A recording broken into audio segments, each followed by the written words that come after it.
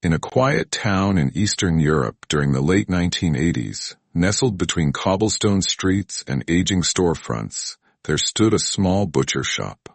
Its owner, Viktor Kovac, was known as a skilled craftsman of meat products, particularly sausages that locals swore were the best in the region. Viktor was a tall, unassuming man in his early 40s, with a soft-spoken demeanor and a reputation for being hardworking. To his customers, he was a pillar of the community, always smiling as he handed over neatly wrapped packages of meat. But behind the counter, in the darkness of his slaughterhouse, lay a secret that would shock the world. The first missing person connected to Viktor's butcher shop disappeared in 1988.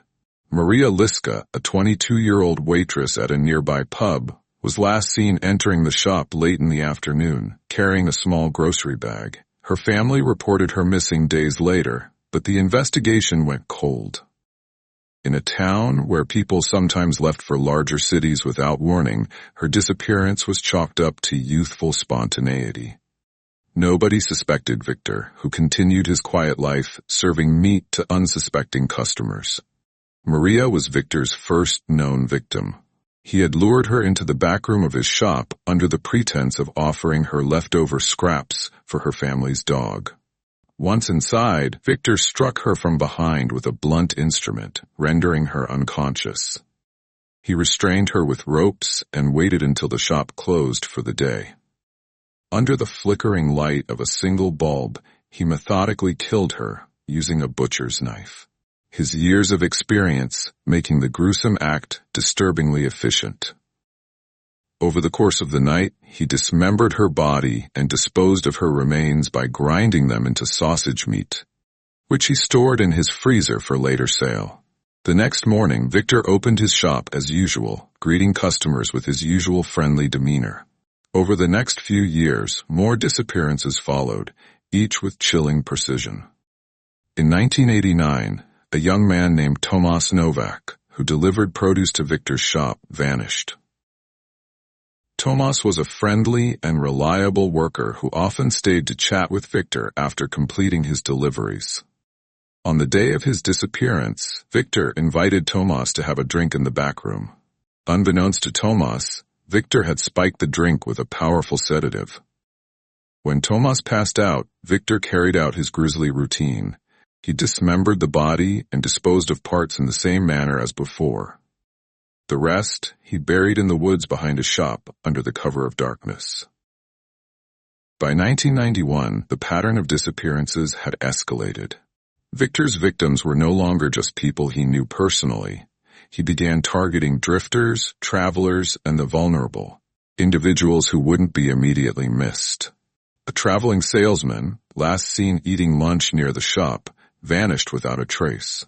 A local handyman who occasionally worked for Viktor also disappeared, leaving behind unpaid rent and unanswered questions. Viktor's modus operandi grew more sophisticated with each killing. He began using more elaborate methods to ensure his victims' silence, such as gassing them with carbon monoxide in a makeshift chamber he constructed in his basement. The chamber, hidden behind a false wall, became a key tool in his killings, allowing him to avoid messy confrontations. What set Viktor apart was his meticulous nature. He kept detailed records of his crimes, writing in a coded notebook that listed each victim's name, date of death, and method of disposal. The notebook also included bizarre symbols and calculations, which investigators later speculated were related to his sausage recipes. Viktor's knowledge of anatomy and his access to industrial-grade equipment allowed him to dismember bodies with surgical precision, leaving little evidence behind. The sausages he produced were sold to unsuspecting customers, earning him a reputation as the best butcher in the region. Viktor's reign of terror was not a solo act. Over time, it became clear that he had at least two accomplices who aided him in his crimes. One was a former butcher who had fallen on hard times and saw Viktor's operation as a way to make quick money. The other was a woman named Katerina, who worked as a clerk in the shop and was responsible for luring victims into Viktor's grasp. Katerina, a deeply loyal and manipulative individual, used her charm to befriend potential targets, often inviting them to the shop for special promotions or personal favors. Both accomplices were instrumental in helping Victor evade suspicion for years. By the mid-1990s, rumors began to spread. Some locals whispered that Victor's shop gave them an unsettling feeling. Others noticed the butcher's tendency to work late into the night, the faint glow of his shop's lights visible through the foggy streets. A few claimed they heard strange noises coming from the slaughterhouse at odd hours, muffled screams perhaps, though they told themselves it was just their imagination. Victor's charm and quiet demeanor, however, kept suspicions at bay. To most, he was still the friendly butcher who provided the best meat in town. The truth began to unravel in 1997 when a stray dog near Victor's property unearthed what appeared to be a human bone in the woods behind the shop. A passerby, alarmed by the discovery, contacted the police. At first, investigators dismissed it as an old burial site, but forensic analysis revealed that the bone was far more recent. When more fragments were found scattered in the area, the police launched a deeper investigation, questioning locals about unusual activities in town. Several neighbors mentioned Victor's shop, but there was no direct evidence linking him to the remains. The breakthrough came when a former employee of Victor's shop, a young man named Jakub, came forward with a disturbing account. He described how Victor often forbade him from entering certain parts of the slaughterhouse, particularly a locked storage room. Jakub admitted that he had once peeked inside and saw what he thought were human remains, but dismissed it as animal parts at the time, too frightened to confront his employer. When the news of the bones spread, Jakub's guilt drove him to speak out. Police obtained a warrant to search the butcher shop. What they found inside shocked even the most hardened investigators. The storage room Jakub had described was filled with horrifying evidence. Piles of bones, blood-stained tools, and personal belongings of the missing victims. But the most chilling discovery was in the sausage-making area. DNA tests later confirmed that human remains had been mixed with the meat used to make Victor's award-winning sausages. The case quickly became a national scandal, with media dubbing Victor the sausage killer. Victor's arrest in 1998 marked the end of a decade-long killing spree. During his interrogation, he remained eerily calm, refusing to confess or provide any details about his crimes. His accomplices, however, proved to be more cooperative. Katerina admitted to her role in luring victims, but claimed she had been coerced by Victor. The former butcher described how he had helped dispose of bodies and even participated in the sausage-making process.